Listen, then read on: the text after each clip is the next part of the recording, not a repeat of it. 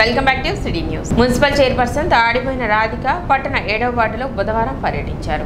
ఇందులో భాగంగా చిట్టాంజనేయ స్వామి దేవస్థానం వద్ద నుండి జంపని మెయిన్ డ్రైన్ పరిశీలించారు. అక్కడ జరుగుతున్న పూడికతీత పనులపై పలు సూచనలు చేశారు. ఈ సందర్భంగా ఆమె మాట్లాడుతూ పట్టణంలో మెరుగైన శానిటేషన్ కొరకు కృషి చేస్తున్నట్లు చెప్పారు. కార్యక్రమంలో municipal health officer Helen Nirmala, town planning officer K Sambasivarao, సచివాలయ సిబ్బంది పాల్గొన్నారు.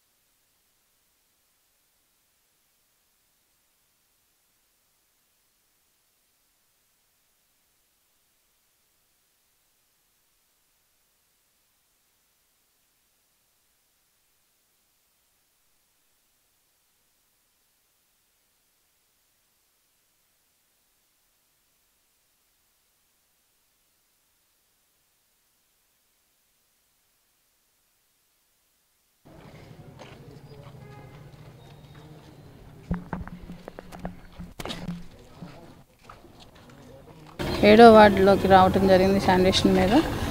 అలానే ఈ రోజు నుంచి 7వ వార్డులోని శానిటేషన్ మీద రావటం జరిగింది. ఈ ప్రధాన వచ్చేసేసి మురుగు కాలువలు అనేది ఒక మాదిరిగా ఉన్నాయి కాబట్టి దాన్ని అధికారులకు చెప్పి వెంటనే అది తొలగిమని కోరటం జరిగింది. అలానే 7,000 కోట్ల రూపాయలని మనం ఆమోదించడం జరిగింది. ప్రతి వార్డుల్లో రోడ్డు డ్రైన్స్ కానివ్వండి, అలానే ఈ పార్కు డెవలప్ కానీ దేనికైనా సరే మన మున్సిపాలిటీ నిధుల నుంచి వాడటం జరుగుతుంది. అందులో భాగంగానే ఈరోజు మెయిన్ శానిటేషన్ గురించి పంట కాలువలు కానీ ఇలాంటివి తీపిస్తానికి సిల్ట్ వర్క్ మెయిన్ వార్డుల్లో కూడా పెద్ద కాలువలు సిల్ట్ తీపిస్తానికి దాదాపు 60 లక్షల రూపాయలని పెడతం జరిగింది. అందరూ బాధ్యతతో వ్యవహరిస్తేనే ఈ శానిటేషన్ అనేది తెనాలి పట్టణంలో మెరుగుపడింది. కాబట్టి అధికారులు అయినా సరే అలానే ప్రజాప్రతినిధులైనా సరే బాధ్యతతో మన వార్డుల్లో మనం వచ్చినప్పుడు మనం దగ్గర ఉండి చేపించుకుంటే మన వార్డు డెవలప్ కూడా చాలా మెరుగుపడింది. ఈ రోజు పట్టణ రంగస్థల కళాకారుల సంఘం తెనాలి ఆధ్వర్యంలో కీర్తిశేషులు దీపాల సుబ్రహ్మణ్యం సంస్మరణ సభను కళాకారుల సంఘం భవనం బీసీ కాలనీలో సంఘ అధ్యక్షులు బుర్రా జయలక్ష్మి అధ్యక్షతన జరిగింది.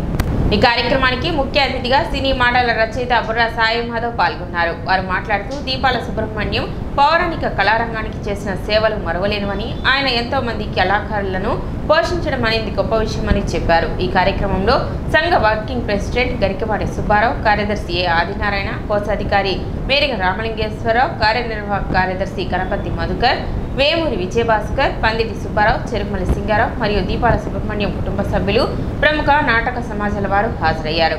సుబ్రహ్మణ్యం చిత్రపటానికి భవనంలో ఘనమైన నివాళులు అర్పించారు.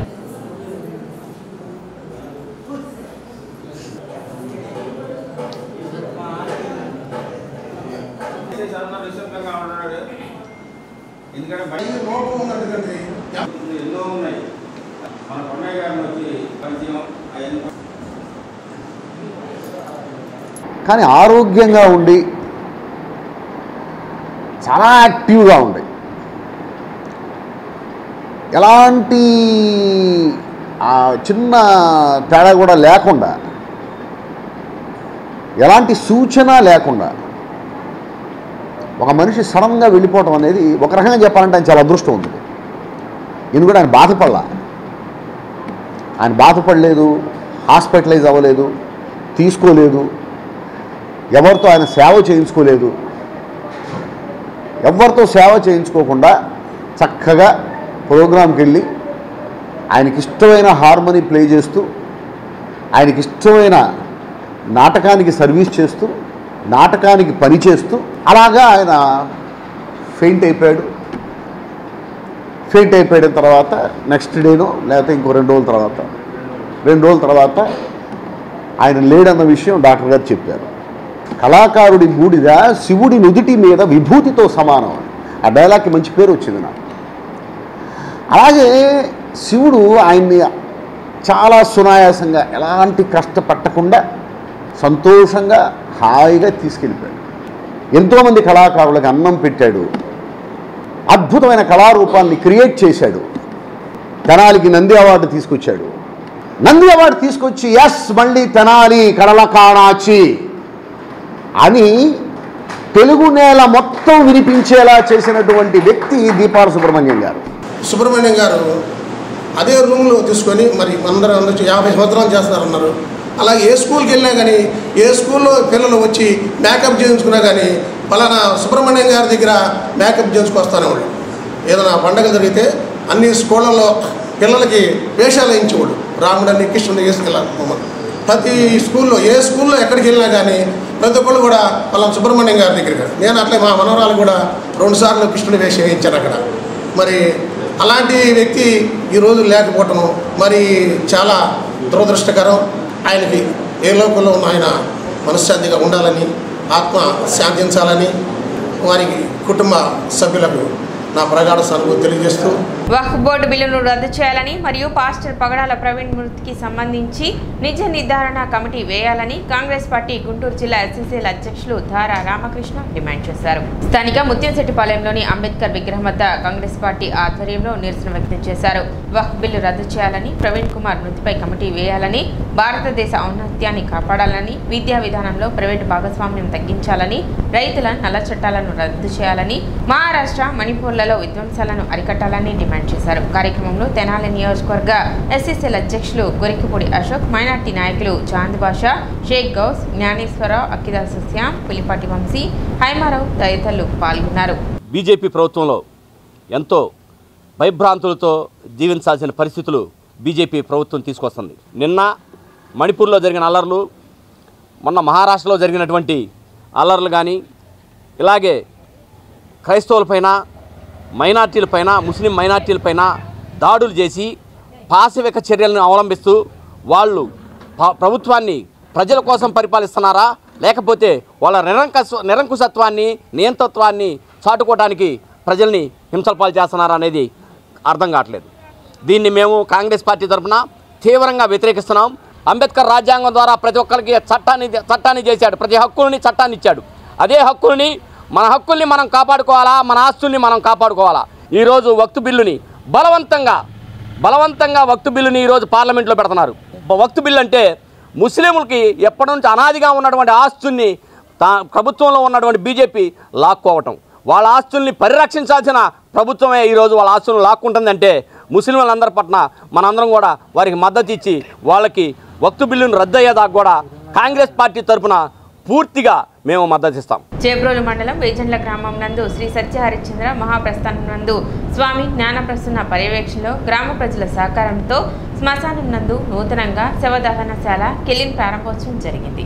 ఈ కార్యక్రమానికి ముఖ్య అతిథిగా Addanki Sridhar Babu, IAS executive director of tobacco board మాట్లాడుతూ పల్లెటూరులో ఇప్పటికీ కూడా వర్షాకాలంలో మనిషి మరణిస్తే అంత్యక్రియలు వర్ష ప్రభావంతో అంతరాయం కలుగుతుందని శ్రీ స్వామి జ్ఞానప్రసన్న గ్రామ ప్రజలను ఒక చోటికి చేర్చి ఇటువంటి మహత్తర కార్యక్రమాలు చేపట్టేందుకు సంకల్పించారని, నేడు వేజండ్ల గ్రామంలో ఈ కెలిన్ దహనశాల నిర్మించడం గొప్పగా ఉందని, ప్రజలందరూ కూడా తమ తమ గ్రామాలలోని మూఢనమ్మకాలను నమ్మకుండా ముందుకు వచ్చి నిర్మించుకుంటే ఈ శ్మశానాలే దేవాలయాలుగా మారతాయని, మనం ఎక్కడ తిరిగినా, ఎంత ఎత్తు ఎదిగినా, ఎన్ని భోగభాగ్యాలు అనుభవించినా అందరూ చేరేది ఇక్కడికే అని, అటువంటి ప్రదేశాన్ని శుభ్రపరచుకొని నిర్మించుకోవడం మన బాధ్యత అని తెలిపారు. ఈ కార్యక్రమంలో గ్రామ ప్రజలు, అమ్మ ఆశ్రమం సేవకులు మరియు శ్రీ సత్య హరిశ్చంద్ర సేవా సమితి కమిటీ సభ్యులు పాల్గొన్నారు.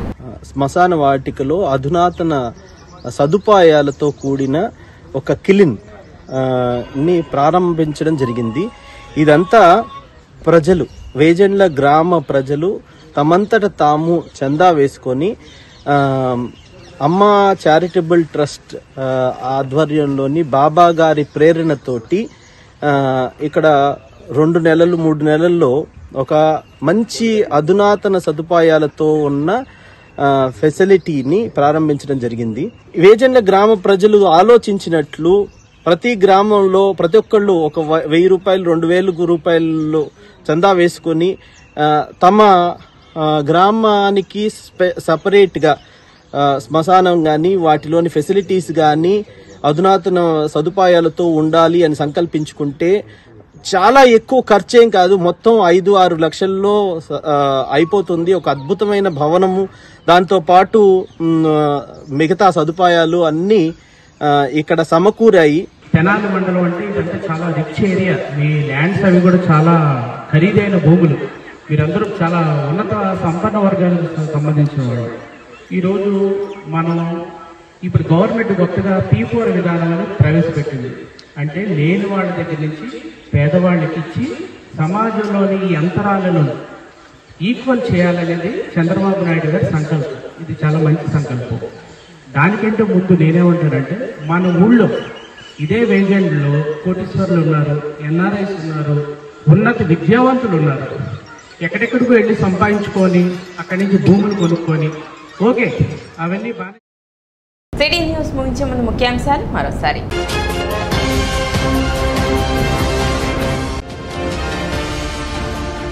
కృష్ణా గుంటూరు జిల్లాల పట్టభద్రుల ఎమ్మెల్సీగా ప్రమాణ స్వీకారం చేసిన ఆలపాటి రాజేంద్ర ప్రసాద్.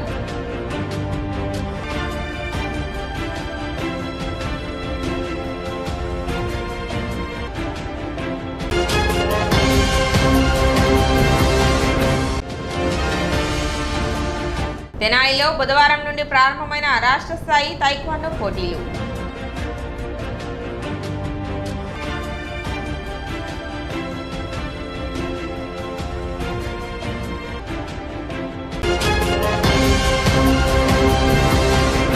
సిటీ న్యూస్ ఇంతటితో సమాప్తం. నమస్కారం.